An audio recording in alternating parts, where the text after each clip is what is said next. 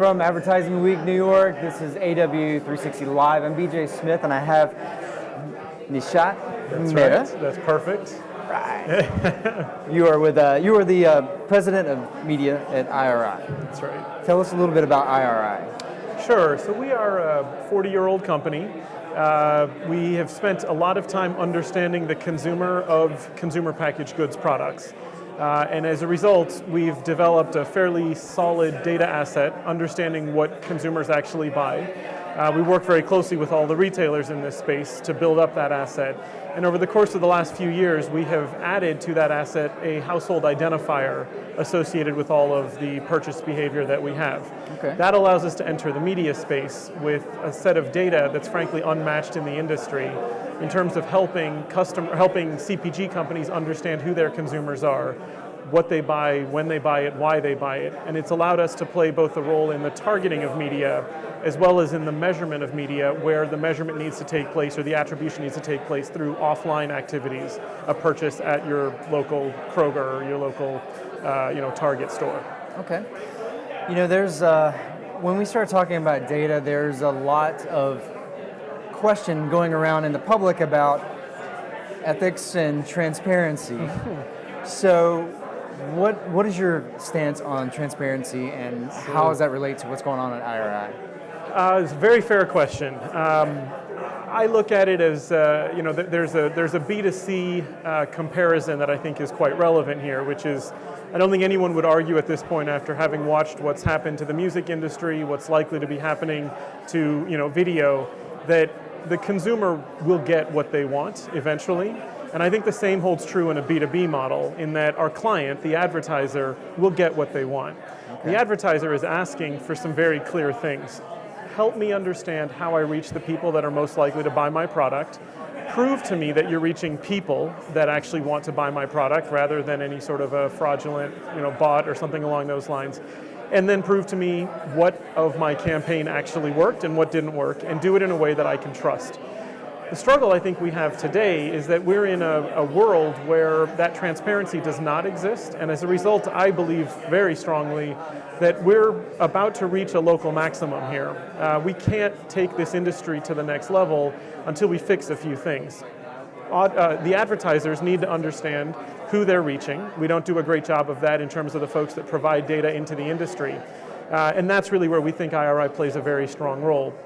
In the CPG space, where 95% of purchase is still occurring offline, it's a fairly difficult loop to close, because you've got to connect an online consumer of an ad unit to an offline purchase occasion. And as a result, what we have gone ahead and done is built a massive database across virtually every retail subsector in the space to understand exactly that. What we think we can now do is focus on the history of why, what you purchased, what you did yesterday, last week, last month. And obviously in consumer goods, that's a very good predictor of what you purchase again. The peanut butter that you bought last month is very likely to be the peanut butter that you buy again. True. What we know we cannot do is fully understand a customer's intent. I have a 2.5-year-old. He didn't sleep through the night last night. Oh no, I'm sorry. I've been there. And as a result, I'm probably a little more tired today than I was yesterday. How do we know that enough so that the ad creative that I get sent is actually maybe using more muted colors, for instance, and isn't necessarily bright and waking me up? Sure. Things along those lines, and that's really where the science piece comes into play. So we have a saying within the company that data and science are actually opposite sides of the coin. That in fact, data should be very much focused on what we already know, what happened in the past, and we need to be very transparent about the data we have, and more importantly, the data that we don't have. Right. Science should really be focused not on making up for gaps or holes in our data, but rather should be focused on predicting based on intent and other things that cannot be captured, at least today, in raw data about what will happen in the future. Is there any concern about especially with trying to predict what people are doing, is there any concern about getting too close and too personal? Absolutely. I think many of the viewers are probably familiar with a lot of stories that have come out about individuals whose families find out through an advertisement that children in their family are pregnant, for instance. And so certainly there are some restrictions or concerns that does raise. I think the thing we always want to keep in mind is that the intent behind advertising is not to trick a consumer. That should never be the intent. Unfortunately, it happens too often in this industry. But the intent behind the advertisement should actually be that the advertiser believed you would be receptive to the message. And I think if we hold true to that sort of theory, there are a host of things that fall off the list. So heavy conquesting of loyal households to a competing brand.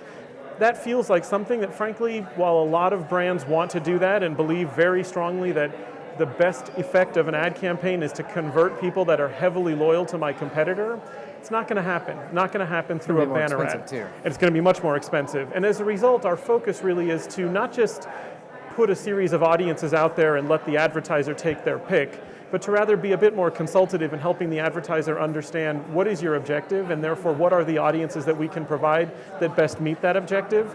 And even if conquesting is the objective, there are ways to do it. Let's identify households that switch between multiple brands and therefore haven't declared their loyalty to any single one. So we do a lot of that in terms of helping our clients, and therefore, in our opinion, deliver a better and more an advertising experience that the consumer will be more receptive to. Great. Nishat, thank you so much for joining me. I will mention that Wednesday at 3 o'clock you actually are coming up with, you're going to be on in the session, if you can predict your customer's future, what will it mean for marketers? That's right. You were kind enough to come in a day early for us, so thank you for coming and joining me. Thank you very much. I appreciate the time. Thank you. And we'll be back with more AW360 at Advertising Week New York.